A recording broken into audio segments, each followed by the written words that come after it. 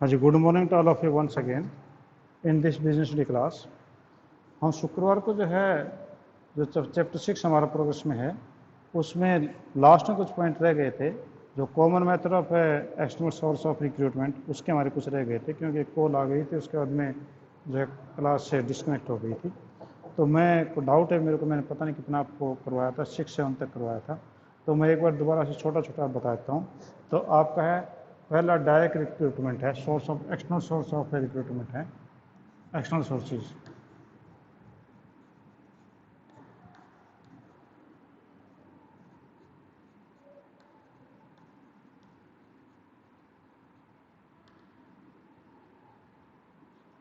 Internal में तो आपके दो ही थे, ट्रांसफ़र और प्रमोशन। और एक्सटर्नल में जो आपके कई हैं। पहला आपका डायरेक्ट रिक्रूटमेंट।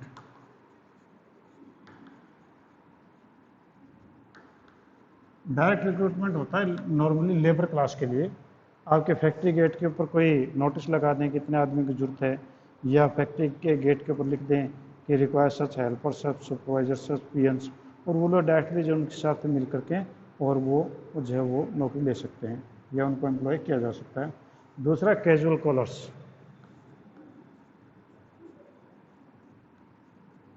कैजुअल कॉलर्स वो होते हैं जो पढ़े लिखे लोग होते हैं, जो अपना बायोडाटा जो है वो रिसेप्शन पे जमा करवा के जाते हैं, और जैसे ही उनको कोई एम्प्लॉय की ज़रूरत पड़ती है तो वो लोग जो किसी को कॉल करके बुला सकते हैं, तो ये कैजुअल कॉलर्स होते हैं। और नेक्स्ट है एडवर्टाइजिंग।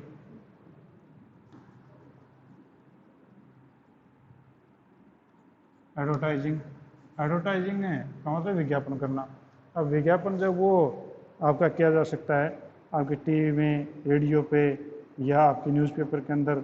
तो जिस प्रकार के एम्प्लॉयज़ आपको चाहिए उसी प्रकार के न्यूज़पेपर में आप कर सकते हैं।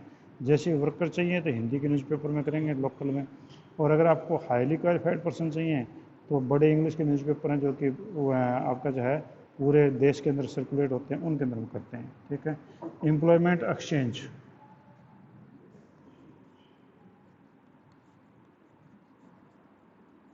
Employment exchanges. एम्प्लॉयमेंट एक्सचेंज वो होते हैं जो रोजगार कॉलेज जिनको बोलते हैं, कि the person who are unemployed they get them registered their self with the employment exchange, and the companies और the an institution which require the personals, they send their requirement to these employment exchanges as per their qualifications and the experience। वो वैसे लोगों में demand करते हैं जैसे उनको चाहिए, और जो है आपका एम्प्लॉयमेंट एक्सचेंज उनको कंपेयर करके उन लोगों के पास में भेज देते हैं। ठीक है। Placement agencies. Fifth is placement agencies.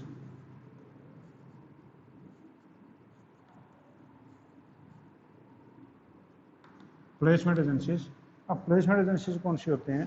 Placement agencies वो होती हैं जो कि आपका कॉन्ट्रैक्ट रखती हैं एक वर्कर के साथ में भी, और आपका जो वो कॉन्ट्रैक्ट रखती हैं जो एम्प्लॉयर उनके साथ में भी। जब भी किसी कंपनी को या किसी संस्थान को वर्कर्स की ज़रूरत होती है या एम्प्लॉयज़ की ज़रूरत होती है, दे कॉन्ट्रैक्ट दीजिए प्लेसमेंट एजेंसीज। और प्लेसमेंट एजेंसी जब 15 दिन का इनकी तनख्वाहें जो हैं वो लेती हैं आपकी कंपनी से, और 15 दिन की वर्कर से लेती हैं। ठीक है। Next is campus recruitment. Campus recruitment. Campus recruitment का मतलब ये हुआ कि आपको जो है highly qualified latest skilled person अगर आपको चाहिए तो आप उन कॉलेजेस में, यूनिवर्सिटीज़ में, इंस्टीट्यूशन में इंटरव्यू के लिए जा सकते हैं, और वहाँ से जो है आपके एमबीए होल्डर्स, बीटेक होल्डर्स या चार्टर्ड अकाउंटेंट्स, वो जो आप उनका इंटरव्यू ले करके और उनको वहीं पर जो है आप अपॉइंट कर देते हैं कि आपके जैसे डिग्री कंप्लीट हो हमारे संस्थान में आ जाना या हमारे कंपनी में आ जाना। तो ये आपके होते हैं कैंपस रिक्रूटमेंट। और recommendation from present employees.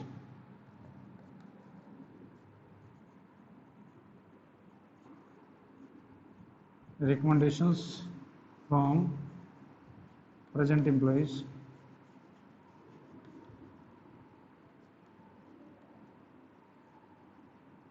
Present employees हैं उनके रिकमेंडेशन पे, कि आपके जो प्रेजेंटली एम्प्लॉयज़ हैं, employer will ask to this employees that we require so much person, if you have any person in your contact you can bring that person वो इन are organisation. तो ऐसे नॉर्मली वर्कर्स के लिए आपका होता है कि प्रेजेंट एम्प्लॉय को बोलते हैं भाई आपके कोई जानकार हैं, कोई अच्छा आदमी तो आप ले आओ, हम इतनी तनख्वाह दे देंगे। तो प्रेजेंट एम्प्लॉयज हैं वो अपने रिश्तेदारों को, जानकारों को वो लेके आ जाते हैं। तो इससे फ़ायदा ये होता है कि जो प्रेजेंट एम्प्लॉय हैं उनमें खुशी भी होती है, मोटिवेशन मिलता है, और दूसरा वो अच्छे आदमियों को लेकर आने की कोशिश करते हैं, तो हमें एक ऑथेंटिकेटेड पर्सन भी मिल जाते हैं। Next is advertising on television. ठीक है, वो तो न्यूज़पेपर में था एडवर्टाइजिंग, अब ये एडवर्टाइजमेंट न्यूज़पेपर में था, ये आपका advert on television. Advertisement on television, जो आपका जो एडवर्टीजमेंट है वो टेलीविज़न पे भी जब प्ले किया जा सकता है, और जो लोग उनको देखते हैं, वॉच करते हैं टीवी को, और वो जो है उसके अंदर जो पोजीशन को वैकेंट देख करके अप्लाई कर सकते हैं। और लास्ट आपका जो है लेटेस्ट है वेब पब्लिशिंग।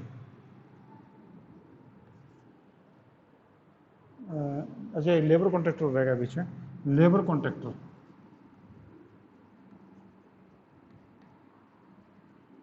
लेबर कॉन्ट्रैक्टर कौन से होते हैं? लेबर कॉन्ट्रैक्टर होते हैं जो विशेषकर लेबर के लिए होते हैं, कि आपके कुछ कॉन्ट्रैक्टर ऐसे होते हैं जो गांव के अंदर रहते हैं, और उनके साथ में जो काफ़ी सारे लेबर्स हैं उनके कॉन्ट्रैक्ट में रहती है, और जब भी किसी कंपनी फैक्ट्री में या किसी ऐसी जगह पे जब लेबर की ज़रूरत पड़ती है तो वो लोग लेबर कॉन्ट्रैक्टर से बात करते हैं, और लेबर कॉन्ट्रैक्टर जो है वो उतने अनस्किल्ड वर्कर से छोटे नोटिस के ऊपर उन लोगों के पास में भेज देते हैं। तो ये नॉर्मली लेबर के लिए होते हैं। और लास्ट इज वेब पब्लिशिंग।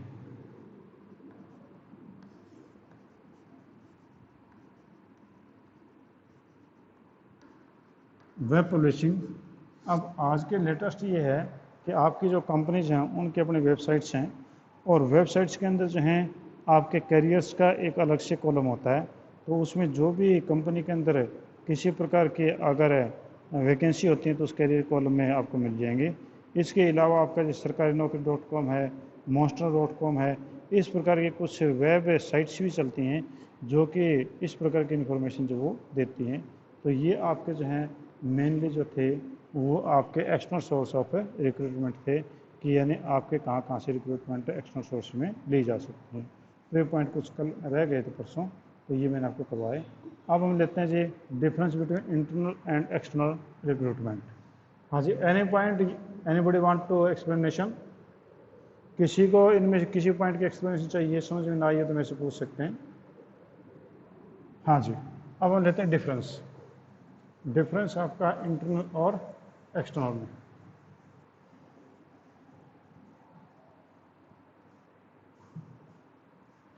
तो वही आप टेबल बनाइए ऐसे, ठीक है।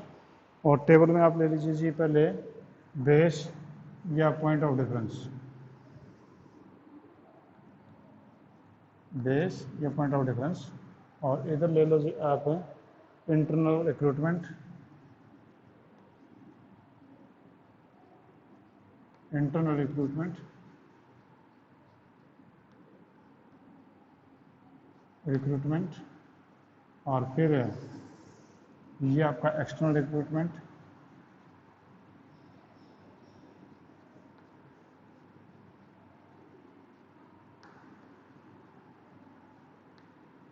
इंटरनल और एक्सटर्नल रिक्रूटमेंट। तो पहला मीनिंग, अब इसमें मीनिंग अगर हम देखें, इंटरनल रिक्रूटमेंट का मतलब क्या होता है?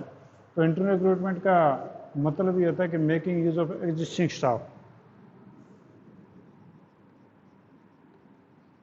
Making use of existing,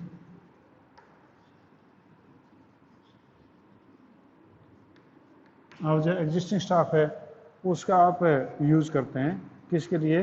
to fill up the vacant position, vacant position जो आपके उनको उन्हीं से भरने के लिए, चाहे वो आपका ट्रांसफ़र से है चाहे वो आपका प्रमोशन से है। और इसका मीनिंग है मेकिंग न्यू पर्सनल्स आउटसाइड, यानी arranging new persons,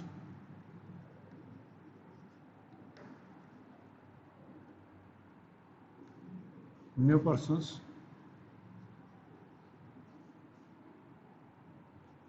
from outside, outside से जो है नए आदमियों को लेना, ये आपका इसका मीनिंग होता है। टाइम आपका जो है, टाइम की बात करें, लेस टाइम कंज्यूमिंग,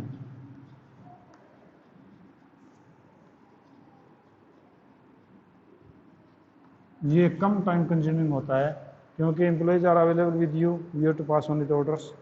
पर इसके अंदर जो है ये more time consuming, more time consuming,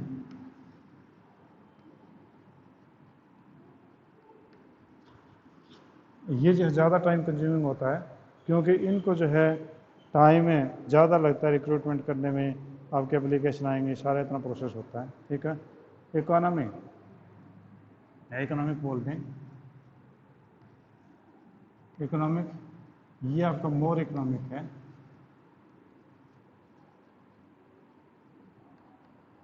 ठीक है, और ये आपका कॉस्टलियर है, ये मोर कॉस्टलियर। इसमें तो आपके कम में खर्चे लगते हैं जबकि इसके अंदर आपके ज़्यादा खर्चे लगते हैं, एडवर्टीजमेंट के, फिर रिक्रूटमेंट प्रोसेस का पता नहीं कितने सारा टाइम लग जाता है उसमें, तो वो ज़्यादा महंगा ही पड़ता है। क्वालिटी,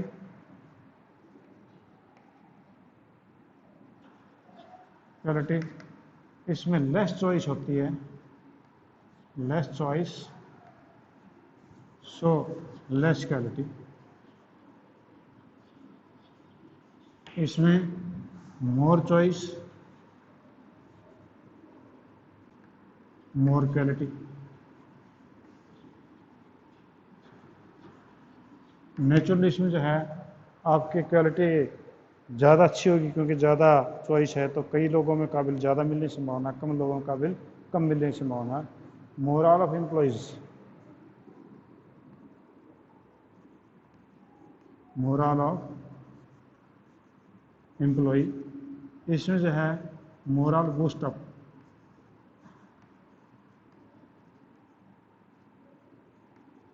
इसमें जो प्रेजेंट एम्प्लॉयज़ हैं उनका मोरल जो है वो बूस्टअप हो जाता है, तो इससे जो है वो ज़्यादा अच्छा काम करते हैं, जबकि इसमें moral goes down,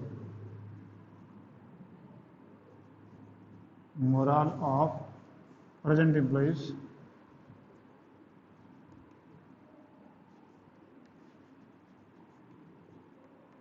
goes down. इसमें जो प्रेजेंट एम्प्लॉय हैं उनका मोरल नीचे चला जाता है क्योंकि उनको प्रॉपर चांसेस नहीं मिलते, तो इसलिए जब वो डाउनवर्ड चले जाते हैं, जबकि इसके अंदर जो उन लोगों को पता है कि हमारी प्रमोशन भी होगी तो नेचुरली वो अच्छा काम करने की कोशिश करेंगे। तो ये आपके वैसे थे इंटरनल सोर्स और एक्सटर्नल सोर्स से आप रिक्रूटमेंट मैंने आपको बताया। अब आपके नेक्स्ट टॉपिक जो आपका आता है दैट इज सिलेक्शन। तो ये सिलेक्शन में हम देखेंगे, इसमें भी आपका एक पूरा प्रोसीजर है। तो हम पहले बात ये देखते हैं सिलेक्शन का मतलब होता क्या है। और रिक्रूटमेंट का मतलब तो जो था ना वो तो केवल एप्लीकेशन मंगवाने तक ही था कि आपके पास ज़्यादा ज़्यादा एप्लीकेशन आ जाएँ तो वहीं रिक्रूटमेंट आपकी ख़त्म हो गई थी।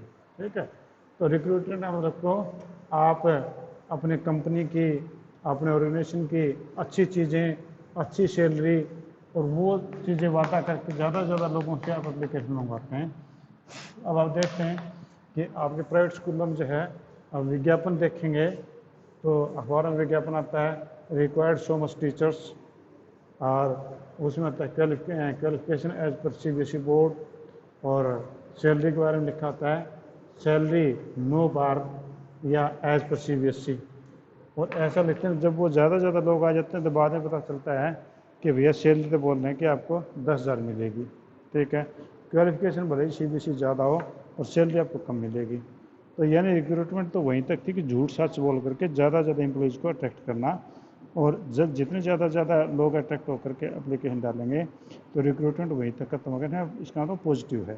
ठीक है, यानी ज़्यादा से ज़्यादा लोगों में शामिल करना पॉजिटिव एटीट्यूड है। अब है सिलेक्शन।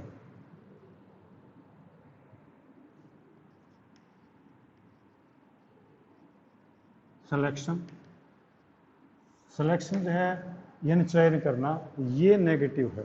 ठीक है, इसका मतलब ये हुआ कि आप जो है जितने के ज़्यादा लोगों को आपने इनवाइट किया था रिक्रूटमेंट के लिए, वहाँ पर तो ज़्यादा से ज़्यादा लोगों को, लार्ज नंबर ऑफ एम्प्लॉयज़ को जो है वो आपने एक प्रकार से इन्विटेशन देना था। जबकि इसके अंदर जो है आप मैक्सिमम रिजेक्ट करने की कोशिश करते हैं, यानी आप उनके जो है सिलेक्शन प्रोसेस पूरा करेंगे तो उसमें अलग अलग स्टेज के ऊपर आप उनकी स्क्रीनिंग करेंगे, ठीक है। स्क्रीनिंग करने, एप्लीकेशंस की स्क्रीनिंग करेंगे तो उसमें काफ़ी सारे रिजेक्ट हो जाएंगे। तो ज़्यादातर जो है उसमें रिजेक्शन के हम ध्यान रखते हैं कि ज़्यादा से ज़्यादा लोग जो है उसमें रिजेक्ट किए जाते हैं, तो ये नेगेटिव होता है।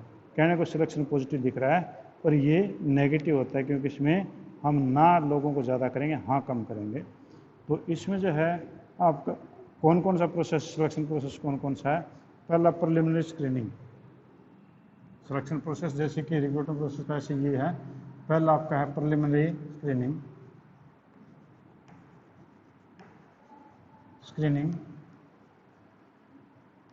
प्रिलिमिनरी स्क्रीनिंग में हम उन लोगों को देखेंगे विच आर अनक्वालिफाइड और विच आर मिसमैच।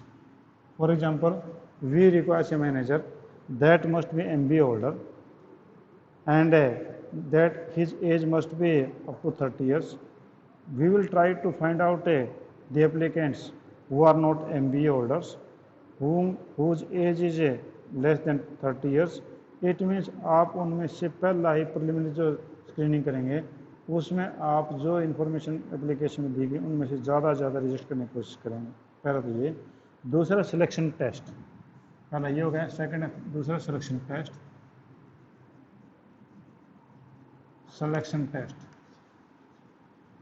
यानी आपका जो है जो एम्प्लॉयज़ आपके पास में अब एप्लीकेशन बच गई उनको आप सिलेक्ट करना चाहते हैं किसी को, तो उसके लिए आप जो कई प्रकार के टेस्ट कंडक्ट कर सकते हैं।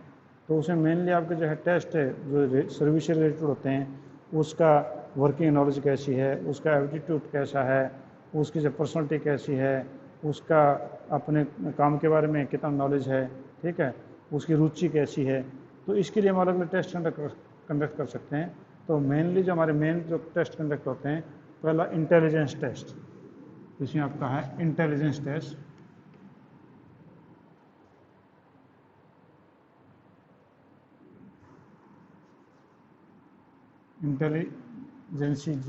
इंटेलिजेंस मैं देख लेता हूँ, बस स्पेलिंग गड़बड़ हो गई।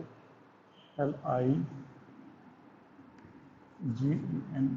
इंटेलिजेंस टेस्ट, स्पेलिंग थोड़ी गड़बड़ है। इसको आप IQ टेस्ट बोल सकते हैं, इंटेलिजेंस टेस्ट। इंटेलिजेंस टेस्ट का मतलब क्या होता है कि आप, ये एक प्रकार का साइकोलॉजिकल टेस्ट होता है। आप उसकी इंटेलिजेंस माप सकते हैं कि ये देखते हैं कि वो जो है कितनी जल्दी कोई डिसीजन ले सकता है, यानी उसका डिसीजन मेकिंग पावर कितनी, कितना इंटेलिजेंट है। अगर उसको 4 बातें बताएं तो उन 4 बातों के आधार पर कोई कंक्लूजन निकाल सकता है, क्या वो इंटेलिजेंस टेस्ट होता है। तो आपके जितने भी गवर्नमेंट एग्ज़ाम्स होते हैं और होते हैं उसमें आप देखो कि एक पार्ट उसमें इंटेलिजेंस एग्ज़ाम का भी होता है, 10 या 15-20 नंबर का, जैसे भी इनको रिक्वायरमेंट होती है।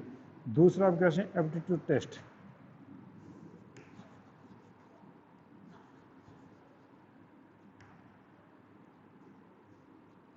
एप्टीट्यूड टेस्ट दूसरा आप कैसे होता है एप्टीट्यूड टेस्ट।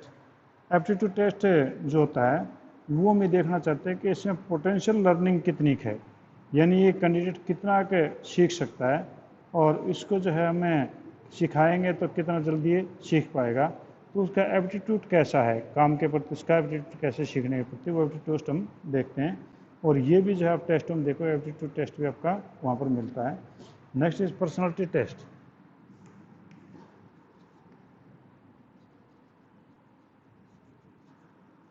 पर्सनैलिटी टेस्ट यानी पर्सनैलिटी हम कहें कि पर्सनैलिटी और इनर क्वालिटी।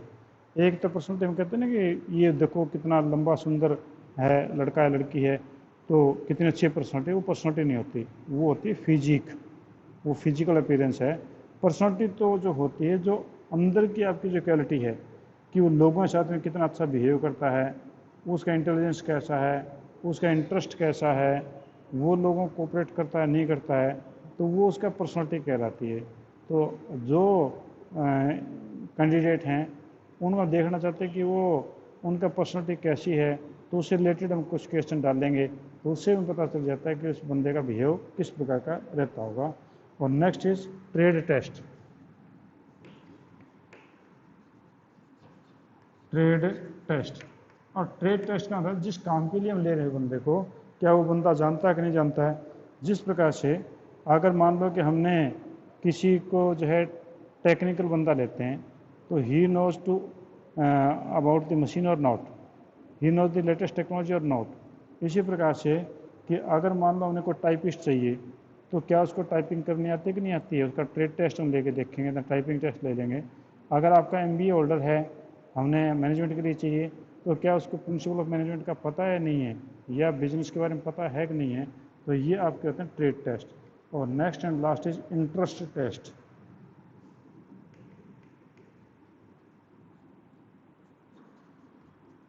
इंटरेस्ट टेस्ट उसकी रुचि है, उसकी बात करें इंटरेस्ट टेस्ट। तो ये जो है आपका होता है कि फाइंड आउट द जो this test is conducted to find out the type of job in which candidate किस काम में ज़्यादा इंटरेस्ट होता है। अब बताइए, कॉल आ गई थी। हाँ सर।